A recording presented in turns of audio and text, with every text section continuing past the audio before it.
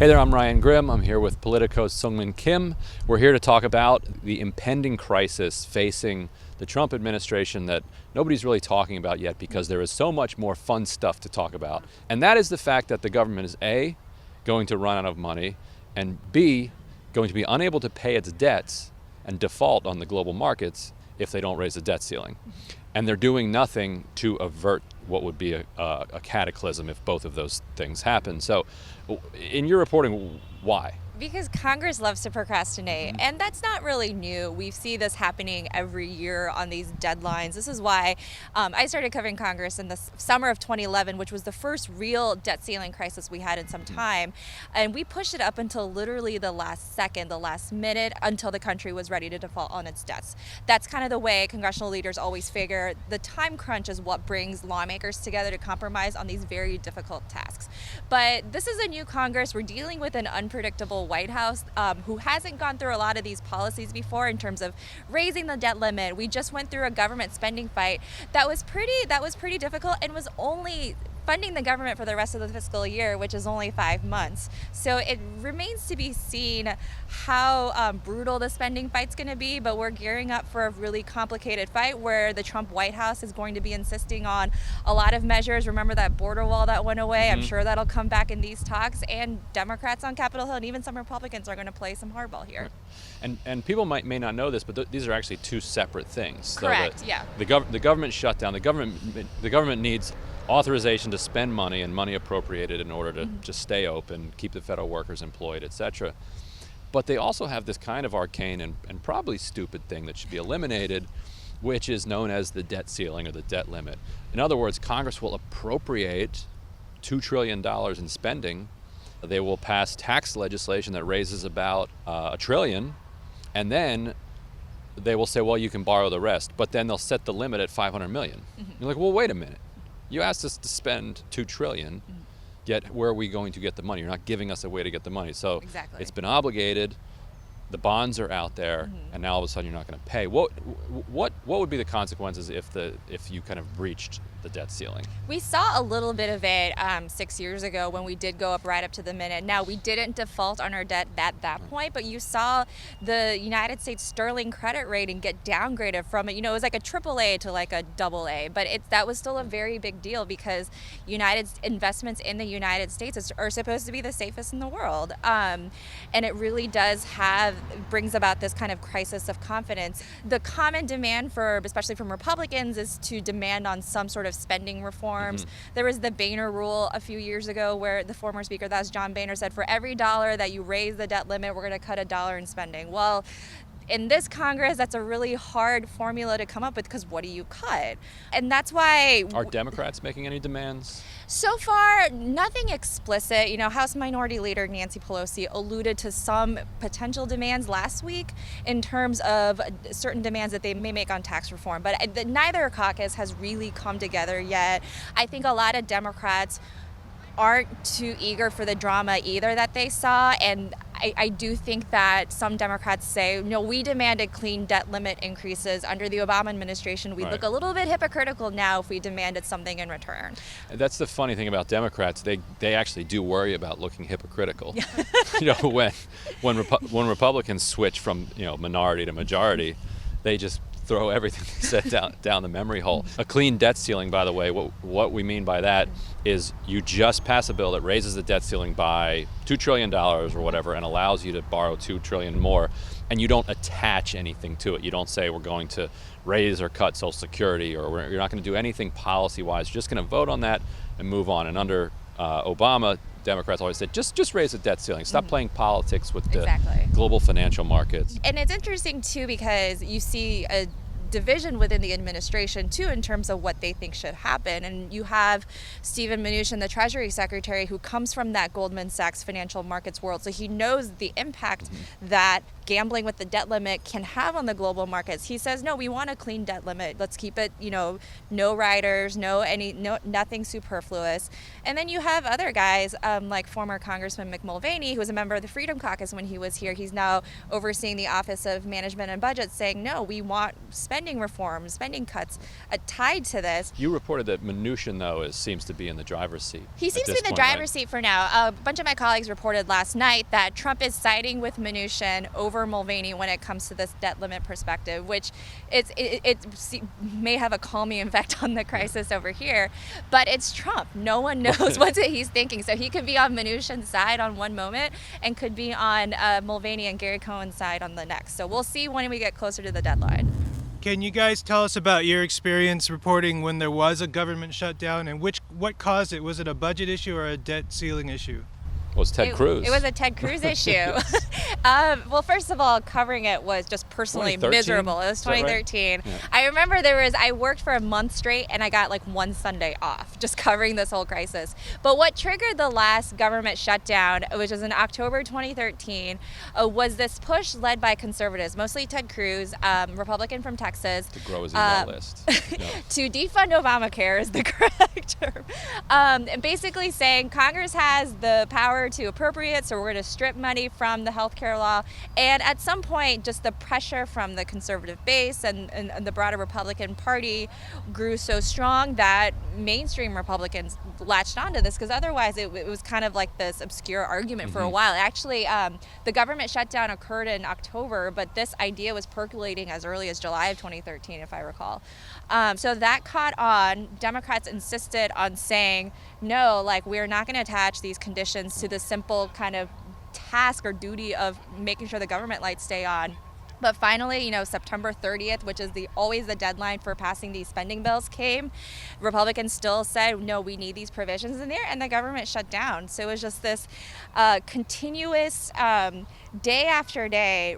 There would be attempts to, even several days into the shutdown, there would be no attempts at a compromise. Whereas, cable TV and news organizations had front page footage of people here coming to DC, not being able to attend these parks, like a lot of stories about federal workers who weren't working and getting their paychecks.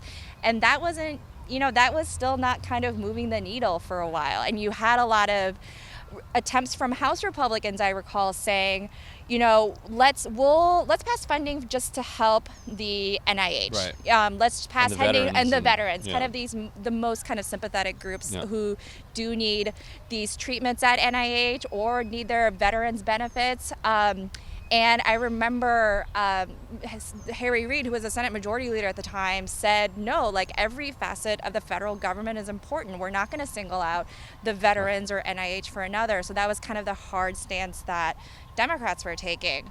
And I think there are two things that kind of helped break the logjam and helped open the government up again. One was that a lot of these centrist, compromise-minded senators came together. It was a group of 14.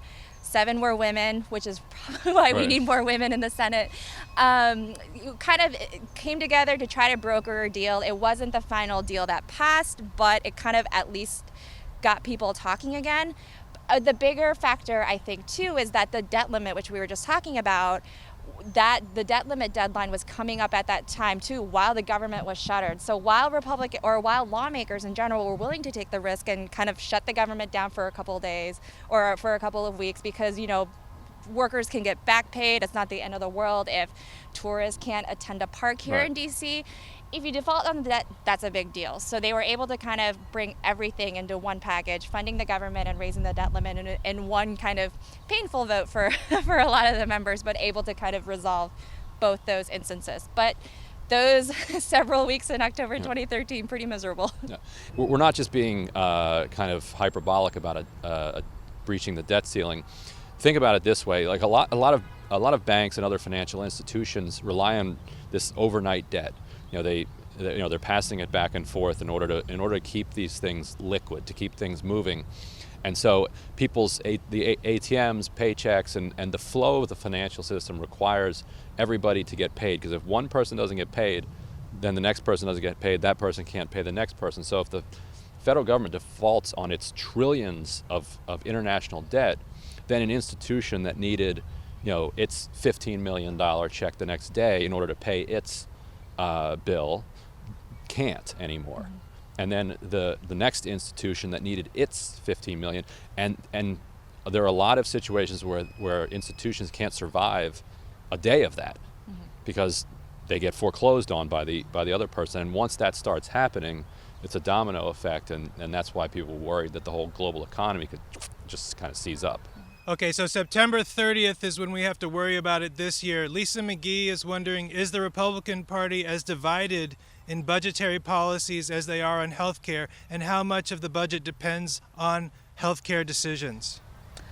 In terms of the budget and spending issues, you saw that actually it was this time around back in April, it was almost Congress versus the White House, because the White House's big kind of central demand at the time was funding for his border wall, and a lot of Republicans very aware that this could A, cause a government shutdown, and B, a lot of these border state lawmakers don't actually think the wall is a good idea, which is the other issue.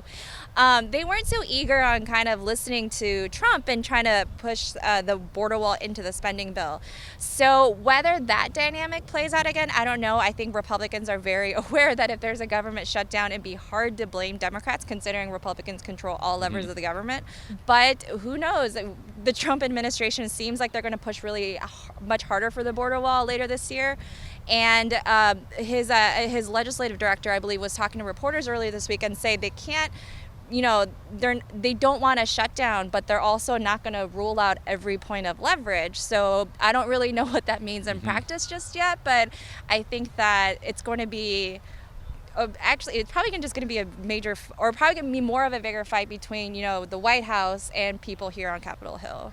And recall that after the last deal was struck, Trump seemed to be a little bit embarrassed by it and said maybe we should have had a shutdown. And Reince Priebus put John Boehner on the phone with Trump to talk him into signing it. So he was already on the brink last time of a shutdown, and so maybe he has an unscratched itch. If he's sitting at 35% approval, is there anybody in Congress who would back him up if he said, let's do the shutdown? If you're a congressman from Alabama, where Trump is still very much popular and he makes this demand, a lot of voters in Alabama would think, why is my congressman standing in the way of president's agenda? And that could have a major effect. But if you come from these swing districts in New York or California, if you're these moderate Republicans who have to cater to both Republicans or all Republicans, independents, and Democrats, you're not going to be as willing to go along with these demands either. Let's say Trump gets the deep red districts to go along with it. Would the Democrats save the day? I think Democrats know already going in that they have a lot of leverage on spending issues because, A, you need 60 votes to pass anything in the Senate. Republicans only have 52 votes, so that's the leverage in the Senate.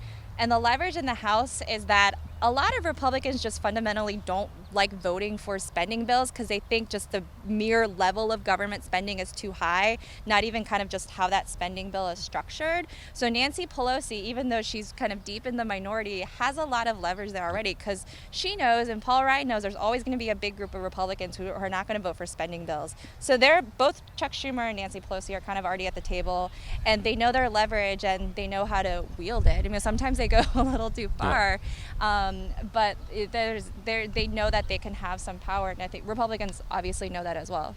And there was a question about how healthcare plays into it. Is that right? Oh, yeah. I mean, it plays into it, right? I mean, it plays into the politics of it, for Yeah, sure. I think so too. But also, I mean, the spending stuff is a fight that we're going to see in September, and I think we may see a resolution in July. So if the Senate can't pass anything, then what happens? And the debate might just be over. The last time that the debate was over, before it was unover, oh, that's right. Democrats started demanding that, okay, if you're not going to destroy Obamacare, then you need to help fix it. Yeah. And you need to, put money into the risk corridors and the other ways to kind of boost it. So you could find that the negotiations around the spending bill actually end up putting more money into, or to quote President Trump, more dollars into healthcare. Exactly. So.